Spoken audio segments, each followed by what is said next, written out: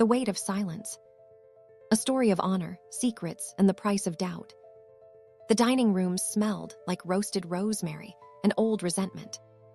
Sarah Williams set her fork down carefully, the way she'd learned to set down a weapon when you wanted no one to know you were still dangerous. Around the mahogany table, her family laughed at jokes she didn't find funny, reached for bread she wasn't hungry for, and pretended the last 4 years hadn't happened. As if she hadn't happened. "So, Sarah," her sister Claire's voice carried that particular melody, sweet on top, serrated underneath. "Are you still doing your little soldier thing?"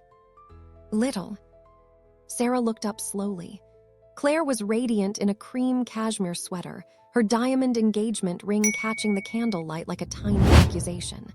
Beside her sat her fiancé, Derek Holloway, a man Sarah had met exactly twice. Once at Christmas, once tonight. "Still serving, yes," Sarah said. "I just think it's so." Claire tilted her head, searching for the word with theatrical effort. "Limiting, don't you want more than that? A career, a life." Their mother, Patricia, made a soft sound of agreement that she disguised as clearing her throat. Their father stared at his wine glass like it held the answer to why he'd never once asked Sarah about her work. "The military is a career," Sarah said evenly. "Oh, I know," Claire waved her hand. "I just mean Derek was saying earlier, weren't you, babe? That it seems like such a waste. You were always the smart one." Derek smiled. It didn't reach his eyes. "What exactly do you do?" he asked. His voice was polished, corporate, the kind of smooth that takes years to manufacture. "Claire says you're in communications." "Something like that." "She's vague about everything," Claire said, laughing. "Always has been, even as a kid, so secretive. Mom, remember how she used to?" "I'm in signals intelligence," Sarah said quietly. The table went momentarily still. "Signals intelligence," Derek repeated. That sounds important," her father offered, his first real contribution to the evening. "Sometimes," Sarah said. Derek picked up his wine glass. His fingers, Sarah noticed, were very slightly tense around the stem. "I didn't realize they put women in those kinds of roles." The air in the room shifted. Sarah didn't move. She had been trained extensively, brutally, in ways that would give this dinner party nightmares, to notice shifts in atmosphere, changes in breathing patterns, the micro-expressions that crossed a face in a quarter of a second before a person decided to lie. Derek Holloway had just decided something. "They put the right people in those roles," Sarah said pleasantly. Claire laughed again, that glass wind chime laugh that had charmed every room since childhood. "Don't mind Derek, he's just old-fashioned. He respects the military, don't you, babe? His company actually does a lot of government contracting. Defense stuff. Very hush-hush." She said it with pride. "What company?" Sarah asked. "Holloway Vance," Derek said. "Aerospace and systems integration." "Impressive," Sarah said. She picked up her fork. She cut her chicken. She smiled at her mother and asked about the garden renovation. She let the conversation flow back into its comfortable shallows. Claire's upcoming wedding, the venue deposit, the florist drama, the seating chart wars. But something had lodged in the back of Sarah's mind like a splinter. Holloway Vance. She knew that name. Later, after the dessert plates were cleared, and her father had fallen asleep in his armchair, and her mother was in the kitchen with the particular kind of busyness that meant she was avoiding, Sarah stood on the back porch with a glass of water she didn't need. The November air was clean and cold and honest. She heard the door open behind her. Footsteps, the measured kind. "Derek." "Mind if I join you?" he asked. "Free country," Sarah said. He stood beside her, looking out at the dark garden. He had the posture of a man accustomed to standing beside people more powerful than himself, slightly turned, slightly deferential, always watching. "You've been quiet tonight," he said. "I'm usually quiet." "Claire says you've changed since you started your assignment." "People change." He was quiet for a moment. Then, "What unit are you with?" Sarah turned her head slightly, not toward him, just enough that her peripheral vision sharpened. "That's an unusual question for a civilian," she said. "I work in defense contracting. I'm curious about the landscape." "The landscape," she repeated softly. A pause. "You know," Derek said, his voice dropping to something conversational and careful, "I've always found it fascinating, the overlap between signals intelligence and commercial satellite systems. The way data can move through civilian infrastructure without anyone noticing." Sarah was very still. The kind of still she had learned in a 12-week course that had broken 17 of the 23 people who started it.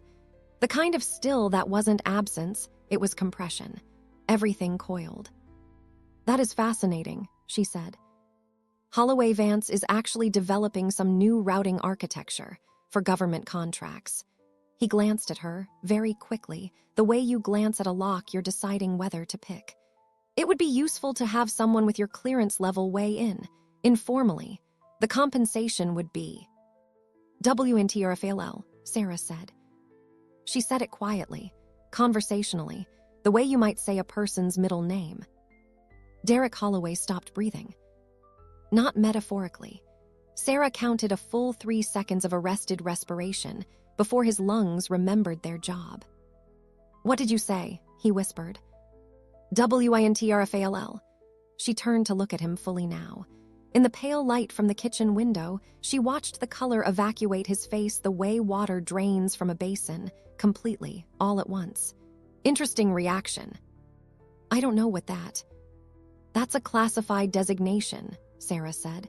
"A very specific one, from a very specific operation that was compromised 14 months ago through a data breach in a civilian aerospace contractor." She watched his jaw, his hands, the tendon in his neck. "And you just went pale when I said it. You're imagining things." "Derek," her voice was soft, almost gentle, the way it got when she was most certain. "I've spent 4 years learning to read people in environments where being wrong gets people killed. I'm not imaginative, I'm precise." She took a small sip of water. "WINTRFALL, say it again and watch what your body does." He said nothing. "The man who sold that designation," Sarah continued, "walked away with $240,000 deposited across 6 accounts in Cyprus and Singapore. The operation it burned had 3 assets on the ground in a country I won't name. 2 of them made it out." She paused. 1 didn't. The kitchen light behind them spilled a warm, domestic rectangle onto the frozen grass. "His name was Corporal Daniel Reyes," Sarah said. "He was 26. He had a daughter named Amara. She just turned 3. Derek's hand gripped the porch railing. "I want you to think very carefully," Sarah said, "about what happens in the next 60 seconds. You can go back inside and smile and cut more of my mother's apple tart and drive my sister home and behave exactly as you have all evening. That option closes in 60 seconds. What's the other option? You start talking. To me, right now, before I make a phone call that reroutes your entire future through a federal building." He was quiet for a long moment. The night pressed around them. "I didn't know what they were using it for," he said finally. His voice had changed entirely. The polish gone, something smaller and more frightened underneath. "It was an information brokerage, I thought." "You thought wrong. I needed the money. The company was underwater. Claire, she had no idea. She still doesn't." "I know Claire had no idea," Sarah said. "That's the only reason we're having this conversation instead of a different one." He turned to look at her then, really look. As if seeing her for the first time, not as a sister, not as a soldier who did a little thing, but as whatever she actually was. "Who are you?" he asked. Sarah set her water glass on the railing. "I'm the person my country sends when someone talks to the wrong people," she said simply. "I've been in the field for 4 years. I have worked in 6 countries. I have sat across from men who made your choices and far worse ones, and I have never once lost sleep over what happened to them afterward." She looked at him steadily. "But I have lost sleep over Daniel Reyes, over Amara, over the way his handler described his last transmission." Derek's eyes were wet. She catalogued it, noted it, felt nothing particularly warm about it. You're going to give me every contact, every account, every communication, Sarah said. You're going to do it through proper channels. I'll give you a name and a number. You're going to cooperate fully, and there's a reasonable chance you see the outside of a courtroom eventually. She straightened. Or I make the call I mentioned, and you learn what it means when the government stops being patient. Claire, he started, will be told what she needs to know when she needs to know it, by people trained to do that gently. Sarah's voice was firm. That is not your concern anymore. That chapter is over, Derek. You closed it yourself 14 months ago. The kitchen door opened. Claire's head appeared, backlit and bright. There you are. What are you two doing out here? It's freezing. Come in. Mom made the good tea. She looked between them. At Sarah, expressionless and straight-backed. At Derek, gray-faced and gripping the railing. Is everything okay? Her voice shifted into something softer, uncertain. Sarah looked at her sister. Her beautiful, thoughtless, unknowing sister who had mocked her service over rosemary chicken and thought limiting was an appropriate word for a life spent in the dark keeping the lights on for everyone else. Everything's fine, Sarah said. We were just talking.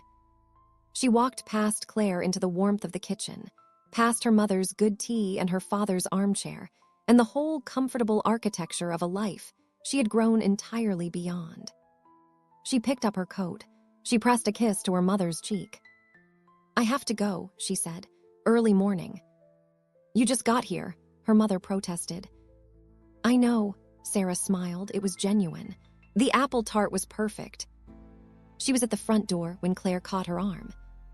Sarah, her sister's eyes were searching now, something cracked open in them that hadn't been there over dinner. What were you and Derek really talking about? Sarah looked at her for a long moment. I was reminding him, she said carefully, that the people who love you deserve better than secrets. She left before Claire could ask what she meant. Outside, in the cold dark of the November street, Sarah stood beside her car and took out her phone. She scrolled to a contact listed only as RM. She typed 4 words. He knows, coming in. The reply came in 11 seconds. Confirmed, we'll have coffee. She got in the car. She sat for a moment in the silence, in the dark, the way she had learned to do to let the mission settle, to locate herself afterward, to remember who she was outside of what she did. She thought about Amara Reyes, who was 3 years old and would grow up not knowing that a woman she'd never meet had spoken her father's name into a cold November night and made it mean something. Sometimes, Sarah thought, that was enough. Sometimes the work was invisible, the victories classified, the grief unacknowledged. You carried it because no one else could, and you did not ask for parades or recognition or for your family to understand what signals intelligence meant over Sunday dinner. You did it because someone had to. Because Daniel Reyes deserved justice, even if Amara would never know his name had been the reason for it. Because sometimes, the most powerful thing a person could do was sit at a table where no one knew who they were and say nothing. Until the moment when saying something changed everything. Sarah Williams started her car and drove back into the dark. The next morning, Derek Holloway walked into a federal field office and asked for the name Sarah had given him. He was expected,